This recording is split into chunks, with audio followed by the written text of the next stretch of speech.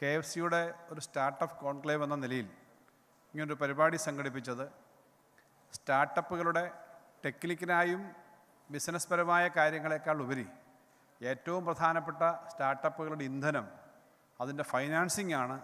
അവർക്ക് ആവശ്യമായിട്ടുള്ള സാമ്പത്തിക രംഗത്തെ സഹായങ്ങൾ ഇപ്പോൾ KFC ധാരാളം കാര്യങ്ങൾ ചെയ്യുന്നുണ്ട്. ഇനി എന്തെല്ലാം കാര്യങ്ങൾ ചെയ്യേണ്ടതുണ്ട്, ചെയ്യാൻ കഴിയും തുടങ്ങിയ കാര്യങ്ങൾ ആ മേഖലയിലുള്ളവരുമായിട്ടൊരു ഇൻട്രാക്ഷൻ നടത്താൻ തന്നെയാണ്. അത് KFC ഇന്നിപ്പോൾ കേരളത്തിലെ ഏറ്റവും പ്രധാനപ്പെട്ട ധനകാര്യ സ്ഥാപനങ്ങളിലൊന്നാണ്, ബാങ്കിങ് അല്ലാത്ത ധനകാര്യ സ്ഥാപനങ്ങളിലൊന്നാണ്. ഇന്ത്യയിലെ തന്നെ ഏറ്റവും നന്നായി നടക്കുന്ന ഫൈനാൻസ് കോർപ്പറേഷനുകളിലൊന്നാണ്. മറ്റ് സംസ്ഥാനങ്ങളിൽ ചെല്ലുമ്പോൾ മറ്റ് സംസ്ഥാനങ്ങളിലെ മന്ത്രിമാർ, ധനകാര്യമന്ത്രിമാർ അഖിലേന്ത്യാ തലത്തിലെ ചില യോഗങ്ങളിലും സംസ്ഥാനങ്ങളിലും പോകുമ്പോൾ ചോദിക്കാറുണ്ട്, എങ്ങനെയാണ് നിങ്ങളുടെ KFC ഇത്രയും നന്നായി മുന്നോട്ട് പോകുന്നത്?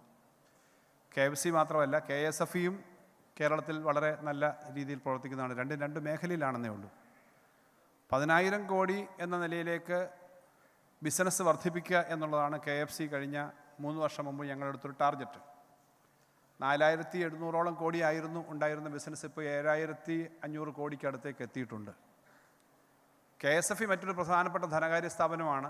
1,00,000 കോടിയിലേക്ക്, അത് ചിട്ടി ബിസിനസ്സാണ് പ്രധാനമെന്ന് നിങ്ങൾക്കറിയാം, 1,00,000 കോടി രൂപയിലേക്ക് അതിൻ്റെ ബിസിനസ് എത്തിക്കുക എന്നുള്ളതാണ്. അതും ഏകദേശം 75,000 കോടിക്ക് അടുത്തേക്ക് അതിലും അധികമായിട്ട് എത്തിയിട്ടുണ്ട്. അതിൻ്റെ ലോൺ പോർട്ട്ഫോളിയോ അല്ല പ്രധാനമെങ്കിലും ഞാൻ പറയുന്നതേ ഉള്ളൂ, പ്രധാനപ്പെട്ട ഒരു ധനകാര്യ സ്ഥാപനം എന്ന നിലയിൽ. അപ്പോൾ കേരളത്തിലെ ധനകാര്യ സ്ഥാപനങ്ങൾ ഗവൺമെൻറ് മേഖലയിലുള്ളത് മറ്റ് സംസ്ഥാനങ്ങളെക്കാളും കുറച്ചുകൂടി പല മേഖലയിലും നന്നായി നടക്കുന്ന ഒരു രീതിയുണ്ട് എന്നുള്ളത് അഭിമാനകരമായ ഒരു കാര്യമായി കാണുന്നു എന്നുള്ളതുകൊണ്ടാണ് ഞാൻ ചൂണ്ടിക്കാണിച്ചത്. ഞാൻ ഈ വകുപ്പിൻ്റെ ചുമതല ഏറ്റെടുക്കുമ്പോൾ കോവിഡിൻ്റെ സമയമാണ്.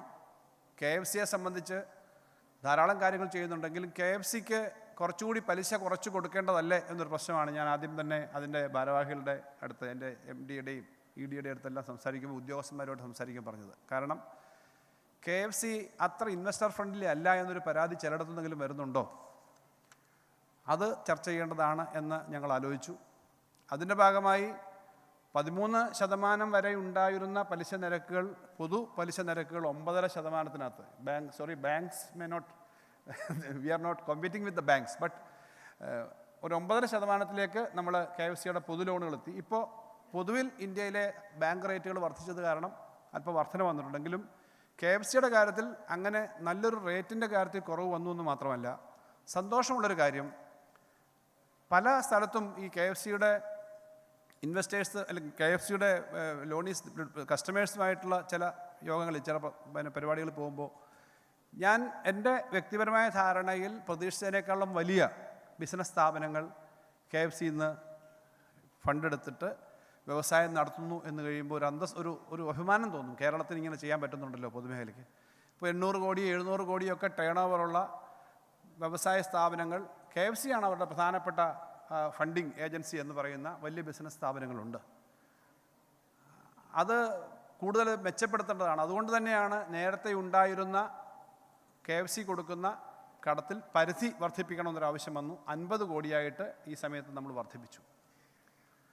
മൂലധനം ഒരു വളരെ പ്രധാനപ്പെട്ട കാര്യമാണ് ഏത് സ്ഥാപനത്തെ സംബന്ധിച്ചും. അതിനകത്ത് ബാങ്കുകളുടെ തന്നെ റേറ്റിംഗ് പോലെ തന്നെ KFCക്കും അവർക്ക് ഫണ്ട് എടുക്കുന്നതിന്, മൊബിലൈസ് ചെയ്യുന്നതിനൊക്കെയുള്ള പ്രശ്നം ക്യാപിറ്റൽ തന്നെയാണ്.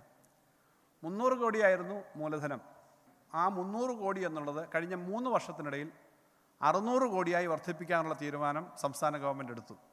ഈ സംസ്ഥാനത്ത് അങ്ങനെ നേരെ 300 കോടി വർദ്ധിപ്പിച്ചു എന്ന് പറയുമ്പോൾ, ഇപ്പം നമ്മൾ പൊതുവിൽ വരുന്നൊരു നറേറ്റീവ് ഉണ്ട്, കേരളത്തിൽ സാമ്പത്തികമായി രംഗത്ത് ഒക്കെ ആകെ ബുദ്ധിമുട്ടാണ്, എങ്ങനെയാണ്. അതിനകത്ത് നിന്നുകൊണ്ടാണ് നമ്മുടെ നാട്ടിലെ വ്യവസായം, വാണിജ്യം നന്നാവാൻ വേണ്ടിയിട്ടുള്ള കാര്യങ്ങൾ ചെയ്യണമെന്നുള്ളതുകൊണ്ടാണ് ഈ 300 കോടി കൂടി വർദ്ധിപ്പിച്ചത്. അതിൻ്റെ ഫലമായിട്ട് KFCക്ക് കുറച്ചുകൂടി ലിവറേജ് കിട്ടി ഫൈനാൻസിങ്ങിൻ്റെ കാര്യത്തിൽ. ഇപ്പോൾ അതുകൊണ്ടാണ് 7,500, ഞങ്ങൾ 10,000 കോടിയിലേക്ക് എത്താം എന്നുള്ളത് തന്നെയാണ് വിചാരിക്കുന്നത് ഈ സമയത്തിനകത്ത്. അതിനകത്ത് നമ്മുടെ CMDയും മറ്റ് ഉദ്യോഗസ്ഥന്മാരും KFCയുടെ ഒരു കുടുംബം പോലെ തന്നെ പ്രവർത്തിക്കുന്നവരാണ് ഇവിടുത്തെ എല്ലാ ജീവനക്കാരും. അങ്ങനെ വളരെ സജീവമായ പ്രവർത്തനം വന്നിട്ടുണ്ട്. NPAയുടെ കാര്യത്തിനകത്ത് വലിയ തോതിൽ റേറ്റ് കുറച്ചിട്ടുണ്ട്. ഇനിയും NPAയുടെ കാര്യത്തിൽ, അല്ലെങ്കിൽ നേരത്തെ തന്നെ ബാഡ് ഡെറ്റ്സായി കരുതിയേക്കുന്ന കുറേ കാര്യങ്ങൾ അത് കളക്ട് ചെയ്യാനുണ്ട്. ആ കാര്യങ്ങളൊക്കെ നടക്കുന്നുണ്ട്. സ്റ്റാർട്ടപ്പ് മേഖലയിൽ സ്റ്റാർട്ടപ്പുകളുമായിട്ട് സംസാരിക്കാനായി ഞാൻ സ്റ്റാർട്ടപ്പ് മിഷൻ്റെ CEO ഒക്കെ ഒത്തിട്ട് സ്റ്റാർട്ടപ്പുകളുമായിട്ട് 1-2 പരിപാടികളിൽ പങ്കെടുക്കുമ്പോൾ അവർ പറഞ്ഞൊരു പ്രധാന പ്രശ്നമുണ്ട്. പുതിയ മേഖലയാണ്. ആ മേഖലയിൽ സ്റ്റാർട്ടപ്പായി വരുന്നവർക്ക് വലിയ കൊളാട്രൽ സെക്യൂരിറ്റിയും മറ്റൊന്നും കൊടുക്കാനില്ല. ആശയമാണ് പ്രധാനം. അങ്ങനെയുള്ളവർക്ക് ഫണ്ട് കിട്ടുന്നതിന് ഒരു പ്രശ്നമുണ്ട്. അപ്പോൾ അതെങ്ങനെ കൊടുക്കും? അതിനകത്ത് 2 മേഖലയുണ്ട്. ഒന്ന് 2 കോടി രൂപ വരെ എടുക്കുന്നവരുണ്ട്, ഇപ്പോൾ 10 കോടി രൂപ വരെ എടുക്കുന്ന മറ്റൊരു സെക്ടറുണ്ട്. പിന്നെ മുഖ്യമന്ത്രിയുടെ ഈ സ്റ്റാർട്ടപ്പുമായി ബന്ധപ്പെട്ടുള്ളൊരു സ്കീമുണ്ട്. അപ്പോൾ അതിനകത്ത് ഈ കൊളാട്രൽ സെക്യൂരിറ്റിയും ട്രൈ പാർട്ടി എഗ്രിമെൻറ്റ് വേണം എന്നൊരു കരാറുണ്ടായിരുന്നു. ഇപ്പോൾ VSSCക്ക് ഒരു സാധനം കൊടുക്കുക, അല്ലെങ്കിൽ ഡിഫൻസിനൊരു സാധനം കൊടുക്കുക. ഇവിടെ സംസ്ഥാന ഗവൺമെൻറ് അല്ലെ, ഇവർ കമ്പനി, KFC, പിന്നെ ഡിഫൻസുകാരൊന്നും ഇതിന് ഒപ്പിടില്ല എന്നവർ പറഞ്ഞു. ഡിഫൻസോ? അപ്പോൾ ഞാനൊന്ന് സംസാരിക്കുമ്പോൾ ഈ സൈബർ സെക്യൂരിറ്റി ഇവിടെ തന്നെ ചില കമ്പനികളുണ്ട്. ഇപ്പോൾ നമ്മുടെ ജെൻ റോബോട്ടിക്സിൻ്റെ ആളുകൾ തന്നെയാണ് അന്ന് പറഞ്ഞത്. ഇപ്പോൾ അലീബി, അത് സൈബർ സെക്യൂരിറ്റി രംഗത്ത് പ്രവർത്തിക്കുന്നവർ. അതുപോലെ തന്നെ എറണാകുളത്ത് പ്രവർത്തിക്കുന്ന സെൻട്രിഫ്, ഇങ്ങനെ ചില സ്ഥാപനങ്ങൾ. ആ സ്ഥാപനത്ത് ആദ്യഘട്ടത്തിൽ സ്റ്റാർട്ടപ്പുകളാണ് പറഞ്ഞത്, ഞങ്ങൾക്കിങ്ങനെ ഒരിക്കലും ഡിഫൻസോ VSSCO ഒന്നും ഞങ്ങളുമായിട്ട് ട്രൈ പാർട്ടി എഗ്രിമെൻറ്റ് തയ്യാറല്ല. അപ്പോൾ നമ്മൾ പറഞ്ഞു അവരുടെ ബില്ലുകൾ കണ്ടിട്ട് ചെയ്യാവുന്ന ഒരു സംവിധാനം ഉണ്ടാക്കണം. അങ്ങനെ ആ പണം കൊടുത്തു തുടങ്ങി. ഇൻട്രസ്റ്റ് സബ്വെൻഷൻ കാര്യമായിട്ട് നടപ്പിലാക്കുന്ന സ്കീമുകളാണ് KFC നടപ്പിലാക്കിയത്. സന്തോഷത്തോടുകൂടി ഒരു കാര്യം ഞാൻ പറയട്ടെ, ഇപ്രാവശ്യത്തെ ഇന്ത്യ ഗവൺമെൻറ്റിൻ്റെ ബഡ്ജറ്റിൽ ഈ ഇൻട്രസ്റ്റ് സബ്വെൻഷൻ സ്കീം കാര്യമായിട്ട് നടപ്പിലാക്കിയിട്ടുണ്ട്. അത് 3 വർഷം മുമ്പേ നമ്മൾ നടപ്പിലാക്കി എന്നുള്ളത് അഭിമാനകരമായ കാര്യമാണ്. വലിയൊരു ഗ്രോത്ത് ആ മേഖലയെ നമുക്ക് ഉണ്ടാക്കാൻ കഴിഞ്ഞിട്ടുണ്ട് എന്നുള്ളത് കാണിക്കുന്നത്. അപ്പോൾ ഈ ഒരു എക്സ്പീരിയൻസ് സ്റ്റാർട്ടപ്പ് മിഷനുമായിട്ടൊക്കെ ഡിസ്കസ് ചെയ്തിട്ട് തന്നെ ആയിരിക്കണം അവിടെയും ആ സബ്വെൻഷൻ സ്കീം വന്നു. നമുക്ക് നന്നായിട്ട് നമ്മുടെ ഒരു അനുഭവം അനുസരിച്ച് നല്ലതായിട്ട് അത് നടക്കുന്നുണ്ട്. മറ്റൊന്ന്, അഗ്രികൾച്ചർ മേഖലയിലെ ഉൽപ്പന്നങ്ങൾ, കാർഷിക ഉൽപ്പന്നങ്ങൾക്ക് വില കിട്ടണമെങ്കിൽ വാല്യൂ ആഡഡ് പ്രൊഡക്ട്സ് വേണം. അതിന് ശ്രദ്ധിക്കുന്ന കമ്പനികൾക്ക് പ്രത്യേക ഒരു തുടക്ക സമയത്ത് 3% സബ്വെൻഷനാണെന്നാണ് എൻ്റെ ഓർമ്മ. അത് കൊടുക്കുന്നുണ്ട്. അതും എടുത്തിട്ടുള്ള കുറേ കമ്പനി പ്രതിനിധികളുണ്ട്. ഇവിടെയും ചില ആളുകൾ പങ്കെടുക്കുന്നുണ്ട്. അതും നല്ലതുപോലെ ആ മേഖലയിൽ പോകുന്നുണ്ട്. കൂടുതൽ തൊഴിലവസരങ്ങൾ ഈ മേഖലയിൽ വരുന്നുണ്ട്. നമ്മുടെ സംസ്ഥാനത്തെ സംബന്ധിച്ച് ഒരു വശത്തുകൂടി ഫൈനാൻസിങ്, മറുവശത്ത് നമ്മുടെ വ്യവസായ വകുപ്പ് ചെയ്യുന്ന ധാരാളം കാര്യങ്ങളുണ്ട്. നമ്മുടെ IT-യും ഇലക്ട്രോണിക്സും വകുപ്പുകൾ ചെയ്യുന്നുണ്ട്. ഓരോ വകുപ്പും, കൃഷി വകുപ്പ് ചെയ്യുന്ന കാര്യങ്ങളുണ്ട്. ഇങ്ങനെ ഓരോ വകുപ്പും ചെയ്യുന്ന കാര്യങ്ങൾ വഴിയാണ് നമുക്കതെല്ലാം പൂർണ്ണമാക്കാൻ പറ്റുന്നത്. ഉന്നത വിദ്യാഭ്യാസ വകുപ്പ് ശ്രദ്ധേയമായ ചില ഇടപെടലുകൾ ഈ മേഖലയിൽ നടത്തുന്നുണ്ട്. ഇപ്പോൾ ഇന്നത്തെ വാർത്ത നിങ്ങൾ കണ്ടു കാണും. പാലക്കാട് നമ്മുടെ ബാംഗ്ലൂർ കോറിഡോറിൻ്റെ ഭാഗമായിട്ട് പാലക്കാട് പുതിയ വ്യവസായ ഒരു കോറിഡോറാണ്, വലിയ ഏക്കർ കണക്കിനാണ്. അതിൻ്റെ ഫണ്ടിങ് ഈ ബുദ്ധിമുട്ടുകൾക്കിടയിലും കിഫ്ബി വഴി ധനകാര്യ വകുപ്പ് മുൻകൈയെടുത്ത് സംസ്ഥാന ഗവൺമെൻറ് ആ ഫണ്ട് നൽകിയിട്ടാണ്. അത് നാളെ റിസൾട്ട് കിട്ടുന്നതല്ല. ഇത് 2, 3, 5, 8 വർഷം എടുക്കും ഈ ലാൻഡിൻ്റെ ഇൻവെസ്റ്റ്മെൻറ്റൊക്കെ. അവിടെ ഉണ്ട്. ബാംഗ്ലൂർ ഇടനാഴി മാത്രമല്ല, കണ്ണൂർ മേഖലയിൽ ഓരോ മേഖലയിലും കൂടുതൽ ലാൻഡ് അസറ്റ് ഉണ്ടാക്കി അതിൻ്റെ സൗകര്യം ഉണ്ടാക്കി കാര്യങ്ങൾ ചെയ്യുക. ഇപ്പോഴിപ്പോൾ വിഴിഞ്ഞം ഒരു പ്രധാനപ്പെട്ട ടാർഗറ്റ് ഏരിയ ആയിട്ടാണ് ഞങ്ങൾ കാണുന്നത്. വിഴിഞ്ഞത്തിനും സംസ്ഥാന ധനകാര്യ വകുപ്പ്, കിഫ്ബിയും മറ്റ് ഏജൻസിയും KFCയും ചില സ്കീമുകൾ ഉണ്ടാക്കാൻ വേണ്ടിയിട്ട് ഞങ്ങൾ സംസാരിച്ചിട്ടുണ്ട്.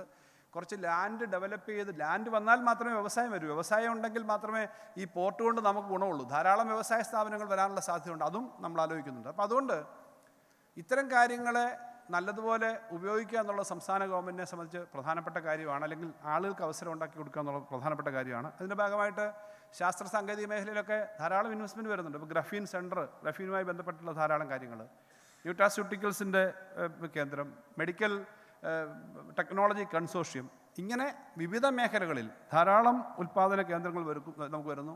സയൻസ് പാർക്കുകൾ എന്ന് പറയുന്ന കൺസെപ്റ്റ് നമ്മൾ ഉയർത്തി. 1000 കോടിയുടെ നിക്ഷേപം വരുന്നതാണ്. സയൻസ് പാർക്കുകൾ, ഒന്നാമത്തെ സയൻസ് പാർക്ക് നമ്മുടെ ഡിജിറ്റൽ യൂണിവേഴ്സിറ്റിയായി ചേർന്ന് ആരംഭിച്ചു കഴിഞ്ഞു. അവർ ഇപ്പോൾ തന്നെ ഒരു നല്ല ചിപ്പ്, വളരെ ആധുനികമായ ഒരു ചിപ്പ് ഡെവലപ്പ് ചെയ്തതിൻ്റെ വാർത്തകൾ നിങ്ങൾ കണ്ടു കാണും. കൈരളി ചിപ്പ്. ഇങ്ങനെ പല മേഖലകളിലും അങ്ങനെയുള്ള കാര്യങ്ങൾ ചെയ്തു വരുന്നുണ്ട്. പുതിയ തലമുറ നമ്മുടെ നാട്ടിൽ അവരുടെ ആശയങ്ങൾ വളരെ എഫക്റ്റീവായിട്ട് ചെയ്യാൻ പറ്റുന്ന തരത്തിലേക്ക് ഉള്ള അവസരമുള്ള സ്റ്റേറ്റാണ്.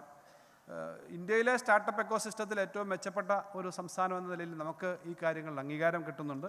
അതനുസരിച്ച് നമുക്ക് കൂടുതൽ കാര്യങ്ങൾ ചെയ്യാൻ പറ്റും. ഇപ്പം മാൻഹോളിൽ വീണ് മരിച്ച ഒരു ചെറുപ്പക്കാരൻ്റെ പ്രശ്നം ഉന്നയിച്ചുകൊണ്ടാണ് അന്ന് സ്റ്റുഡൻസ് ആയിരുന്നവരുടെ മുമ്പിൽ, കുറേ സ്റ്റുഡൻസിൻ്റെ മുന്നിൽ സർക്കാർ ഒരു കാര്യം വെച്ചത്. ഇങ്ങനൊരു കാര്യം നിങ്ങൾ കണ്ടെത്തിയാൽ അതിന് പിന്നെ പ്രോത്സാഹനം ഉൾപ്പെടെ പറഞ്ഞു. അങ്ങനെ വന്നതാണ് ഇപ്പോഴത്തെ ജെൻ റോബോട്ടിക്സ്. അവരുടെ പ്രധാനപ്പെട്ട കമ്പനിയായി വന്നിട്ടുണ്ട്. ഇപ്പോൾ ഇത് ഒരു മേഖലയിലെ വിജയകഥ മാത്രമല്ല, ധാരാളം വിജയകഥകൾ പറയാൻ ഇവിടെ ഉണ്ട്. ഇപ്പോൾ ടോഡി ടാപ്പിങ്ങിന് കള്ള് ചെത്തുന്നതിനുള്ള ഒരു സ്റ്റാർട്ടപ്പ് സംവിധാനം ഡെവലപ്പ് ചെയ്തതിൻ്റെ ആളുണ്ടാവും. എനിക്ക് ഇടയ്ക്കൊരിക്കൽ വിളിച്ച് ഞാൻ സംസാരിച്ചിരുന്നു. ഞാൻ ഈ ധനകാര്യ വകുപ്പ് നേരിട്ട് ഇടപെടുന്ന കാര്യങ്ങളല്ലെങ്കിലും ഇത്തരം കാര്യങ്ങളും ആശയങ്ങളും കണ്ടാൽ കാണാൻ പോവുകയും അവരെ വിളിച്ച് സംസാരിക്കുകയും പിന്നെ ഈ നേരത്തെ പോയപ്പോൾ സംസാരിച്ചതുപോലെ എന്താണ് നിങ്ങളുടെ ആവശ്യമെന്ന് ചോദിക്കുകയും ചെയ്യുന്നതിൻ്റെ ഭാഗമായിട്ട് അവരെ ഞാൻ വിളിച്ച് സംസാരിച്ചിരുന്നു. അപ്പോൾ ഇത് പുതിയ ആശയങ്ങൾ എങ്ങനെ നടപ്പിലാക്കും, അതിനെങ്ങനെ പ്രായോഗികമായി ചെയ്യും തുടങ്ങിയ കാര്യങ്ങൾ ഓരോ മേഖലയിലും നടക്കുന്നുണ്ട്. കാർഷിക മേഖലയിലും വ്യാവസായിക മേഖലയിലും ഒക്കെ. അത് കൂടുതൽ എഫക്റ്റീവായിട്ട് നടത്താൻ സംസ്ഥാനത്തിന് എന്തൊക്കെ ചെയ്യാൻ പറ്റും, എന്താണ് പ്രതീക്ഷിക്കുന്നത് എല്ലാം നമുക്ക് ചെയ്യാൻ പറ്റുമെന്നല്ല ഞാൻ പറയുന്നത്. പക്ഷേ അതിനൊരു പ്രോത്സാഹനം എന്ന നിലയിൽ ഈ ഗവൺമെൻറ് ഉണ്ട്. അവിടെയാണ് എനിക്ക് സന്തോഷമുള്ള പല കാര്യങ്ങളും ഉദാഹരണങ്ങൾ കണ്ടത്. ഞാൻ പ്രമുഖമായൊരു നെൽമില്ല്, പേരൊന്നും ഞാൻ പറയുന്നില്ല, നമ്മുടെ കസ്റ്റമറാണ്. അപ്പോൾ അവർ 1000 കോടിക്കടുത്ത് ടേൺ ഓവർ ഉണ്ടെന്നാണ് എനിക്ക് തോന്നുന്നത്, ഏകദേശം. നമ്മുടെ KFCയുടെ കസ്റ്റമറാണ്. അപ്പം ഞാൻ സംസാരിച്ചപ്പം നെല്ലിൻ്റെ സബ്സിഡിയൊക്കെ ഒരു പ്രശ്നമാണല്ലോ. ഇതൊന്നും ഇല്ലാതെ ലാഭകരമായി വാല്യൂ ആഡഡ് ആയിട്ടുള്ള അല്ലെങ്കിൽ ഹൈ വാല്യൂ പലതരത്തിലുള്ള റൈസ് ഉൽപ്പാദിപ്പിക്കുന്നുണ്ട് അവർ. പെരുമ്പാവൂരിലാണ്. അത് ചെയ്യാൻ പറ്റുന്ന ഇങ്ങനത്തെ ധാരാളം ഉദാഹരണം കേരളത്തിൽ ഉണ്ട് എന്നുള്ളതാണ്. KFCയുടെ എറണാകുളം റീജിയണൽ ഓഫീസിൻ്റെ പുതിയ കെട്ടിടം ഉദ്ഘാടനം ചെയ്യാൻ പോകുമ്പോഴാണ് അവിടെ ഒരു 300 പേര് വർക്ക് ചെയ്യുന്ന IT പാർക്ക് അവിടെ ഉള്ളത്. അവരിവിടെ വന്നിട്ടുണ്ട്. അപ്പോൾ അവരൊക്കെ പറയുന്നത് എന്നോട് അവർ പറഞ്ഞു പിന്നീട് വന്നപ്പം, മിനിസ്റ്ററെ ഇത് അതിൻ്റെ ടെക്നോളജി അതിൻ്റെ മാനേജ്മെൻറ്റൊക്കെ ഉണ്ടെങ്കിലും പ്രധാനപ്പെട്ട കാര്യം ആവശ്യമായിട്ടുള്ള ഫിനാൻസിങ് തന്നെയാണ്. അത് ഏറ്റവും നന്നായി നടക്കുക എന്നുള്ളതാണ് ഇപ്പോഴത്തെ സ്ഥിതിയിൽ. എനിക്ക് KFCയുടെ ഉദ്യോഗസ്ഥ തലത്തിൽ അവരുടെ അസസ്മെൻ്റ് അനുസരിച്ചിട്ട് സ്റ്റാർട്ടപ്പുകൾ പൊതുവിൽ ഈ എടുത്ത 2 കോടി എടുത്ത ആളുകളിലൊക്കെ പൊതുവിൽ ഡിഫാൾട്ട് കുറവാണ്, മെച്ചപ്പെട്ട തരത്തിലേക്ക് തന്നെയാണ് പോകുന്നത്. കൂടുതൽ പ്രോത്സാഹനം നമുക്ക് കൊടുക്കാം എന്നാണ് KFCയുടെ ഔദ്യോഗികമായിട്ടുള്ള അഭിപ്രായങ്ങളിൽ പറയുന്നത്. അതുകൊണ്ട് നമ്മൾ നഗരങ്ങളിൽ മാത്രം നിന്ന് ഈ കാര്യങ്ങൾ ചെയ്യുക എന്നുള്ളതല്ല, ഗ്രാമപ്രദേശങ്ങളിലും ഇത്തരം കാര്യങ്ങൾ ചെയ്യാം. നമ്മുടെ നാട്ടിൻപുറത്ത് ലോകത്തെ ഏത് വലിയ നഗരത്തിലുള്ളതുപോലെയും ഉള്ള ആളുകൾ ഇന്നുണ്ട്. അനുഭവപരിജ്ഞാനമുള്ള ആളുകളുണ്ട്, പഠിച്ച് ഇറങ്ങുന്ന ഫ്രഷ് ആയിട്ടുള്ള നല്ല കുട്ടികളുണ്ട്. സുൽത്താൻ ബത്തേരിയിൽ പോയ സമയത്താണ് അവിടെ ഒരു 2 ചെറുപ്പക്കാർ, അവർ അമേരിക്കയിലായിരുന്നു. അവർ വന്നിട്ട് അവിടെ ഈ സുൽത്താൻ ബത്തേരിക്കൊരു പ്രത്യേകതയുണ്ട്, അല്ലെങ്കിൽ വയനാടിനൊരു പ്രത്യേകതയുണ്ട്. വയനാട് ക്ലൈമറ്റ് ഫ്രണ്ട്ലി ആയിട്ടുള്ള കാര്യങ്ങൾ, AC വേണ്ട, ഒന്നും വേണ്ട. അതുകൊണ്ട് അത് തന്നെ മാർക്കറ്റ് ചെയ്തുകൊണ്ട് അവിടെ ഒരു പാർക്ക് അവർ തുടങ്ങിയിട്ടുണ്ട്. ഒരു പാർക്ക് എങ്ങനെ ഉണ്ടാക്കി കൊടുക്കാം, അത് പ്രൈവറ്റ് സ്പേസിലാണ്. ഇവർക്കൊക്കെ എങ്ങനെ ഒരു പാർക്ക് ഉണ്ടാക്കി കൊടുക്കാം, അല്ലെങ്കിൽ എങ്ങനെ പബ്ലിക്കിൻ്റെ ഗവൺമെൻറ്റിൻ്റെ ഒരു സംവിധാനം അവിടെ വരാൻ പറ്റുമെന്നുള്ള കാര്യം ഞങ്ങൾ ചർച്ച ചെയ്യുകയാണ്. ഇങ്ങനെ പല സ്ഥലത്തും കേരളത്തിൻ്റെ പല മേഖലയിലും പുതിയ ആശയങ്ങളുള്ള ചെറുപ്പക്കാർക്ക് പ്രവർത്തിക്കാൻ പറ്റുന്ന വളരെ വലിയ സംവിധാനമല്ലാതെ ചെറിയ സംവിധാനങ്ങൾ ഉണ്ടാക്കുക എന്നുള്ളതും ഗവൺമെൻറ് ചിന്തകളുടെ ഭാഗമാണ്. എനിക്ക് വ്യക്തിപരമായി അറിയാവുന്ന ഒരു അനുഭവമുണ്ട്. ഞാൻ ഇപ്പോൾ പ്രധാനം ചെയ്യുന്ന മണ്ഡലം കൊട്ടാരക്കരയാണ്. കൊട്ടാരക്കര ടൗണിൽ സോഹോ കോർപ്പറേഷൻ വന്നു എന്ന് പറയുന്നത് ഈ മേഖലയിലുള്ളവർക്കറിയാം, വളരെ വളരെ വ്യത്യസ്തമായൊരു കാര്യമാണ്. കാരണം സോഹോ കോർപ്പറേഷൻ ഒരു പ്രധാനപ്പെട്ട സ്ഥാപനമാണ്. അവർക്ക് ആവശ്യമായ ആളുകളെ അവിടെ കിട്ടും എന്നുള്ളതുകൊണ്ടാണ് അവർ ആദ്യമേ നമ്മുടെ സ്റ്റാർട്ടപ്പ് മിഷനും എല്ലാമായി ചേർന്ന് നമ്മൾ IHRD കോളേജ് ക്യാമ്പസിൽ ഒരു R&D സെൻറ്റർ ഉണ്ടാക്കി. R&D സെൻറ്റർ 10-50 പേർക്ക് എടുക്കുന്ന ചെറിയൊരു R&D സെൻറ്റർ. R&D സെൻറ്റർ ആദ്യത്തെ ബാച്ചിനെ എടുത്തു. 2ാമത്തെ ബാച്ച് ഈ കഴിഞ്ഞ ആഴ്ച ആ ബാച്ചിൻ്റെയും പരിശീലനം തുടങ്ങി. പുതിയ സ്ഥലം അവരവിടെ കണ്ടെത്തി അവിടെ പ്രവർത്തനം തുടങ്ങുന്നതിൻ്റെ സ്റ്റെപ്പായി. അവിടെ തന്നെ ഈ എൻറോൾഡ് ഏജൻസ് ITS മാത്രമല്ല, പല മേഖലയുണ്ട്. അക്കൗണ്ടിങ്, അമേരിക്കൻ അക്കൗണ്ടിങ് പ്രവർത്തികളിൽ ഏർപ്പെടുന്ന എൻറോൾഡ് ഏജൻസിനെ ധാരാളം ആവശ്യമുണ്ട്. EY മറ്റുമൊക്കെ പറയുന്നതാണ്, അല്ലെങ്കിൽ അക്കൗണ്ടിങ് സ്ഥാപനങ്ങൾ പറയുന്നതാണ്. അപ്പോൾ അതിനൊരു പരിശീലനം കൊടുത്തിട്ട് അസാപ്പുമായി ചേർന്നൊരു പരിശീലനം കൊടുത്തു. അവിടെ GR8 അഫിനിറ്റി എന്ന് പറയുന്ന ഒരു അമേരിക്കൻ കമ്പനി അവിടെ വന്നിട്ട് 50 പേരുടെ ഒരു സീറ്റിലാണ് അവർ തുടങ്ങിയിരിക്കുന്നത്. കൂടുതൽ സൗകര്യം വേണമെന്ന് പറഞ്ഞു. ഇപ്പോൾ ഗവൺമെൻറ് ബഡ്ജറ്റിൽ തന്നെ പറഞ്ഞിരുന്നൊരു കാര്യമാണ് വർക്ക് നിയർ ഹോം. എക്സ്പീരിയൻസ്ഡ് ആയിട്ടുള്ള പലർക്കും പുറത്തേക്കൊക്കെ പോയി ജോലി ചെയ്യാൻ ബുദ്ധിമുട്ടുണ്ട്, വീടും കുടുംബത്തിൻ്റെ പ്രശ്നങ്ങളൊക്കെ ഉണ്ട്. അതുകൊണ്ട് വർക്ക് നിയർ ഹോമിൻ്റെ കൺസെപ്റ്റ് അനുസരിച്ച് അവിടെ ഒരു സ്ഥലം എടുത്തു കഴിഞ്ഞാൽ കൂടുതൽ ആൾ പ്രവർത്തിക്കാൻ പറ്റും. കൊട്ടാരക്കരയിൽ ഇതൊക്കെ ചെറിയ സ്ഥലങ്ങൾ മതി. ഞാൻ എൻ്റെ അനുഭവം പറയുകയാണ്. ഓരോ സ്ഥലത്തും ഇങ്ങനത്തെ അനുഭവങ്ങൾ നമുക്ക് എത്താൻ പറ്റും. അതിന് കൂടുതൽ നമ്മുടെ സംസ്ഥാനത്തെ മെച്ചപ്പെടുത്താൻ നമ്മുടെ നാട്ടിലെ വാണിജ്യ വ്യവസായ മേഖലകളിൽ പുതിയ ആശയങ്ങൾ നമ്മുടെ പുതിയ തലമുറ പഴയ തലമുറയും ചേർന്ന് കൂടുതൽ കാര്യങ്ങൾ ചെയ്യുക എന്നുള്ളതാണ് ആവശ്യം. അതിന് നമുക്ക് കൂടുതൽ നന്നായിട്ട് മുന്നോട്ട് പോകാമെന്ന് മാത്രം പറഞ്ഞുകൊണ്ട് ഞാൻ എൻ്റെ വാക്കുകൾ അവസാനിപ്പിക്കുന്നു. എല്ലാവർക്കും അഭിവാദ്യങ്ങളും ആശംസകളും അർപ്പിക്കുന്നു.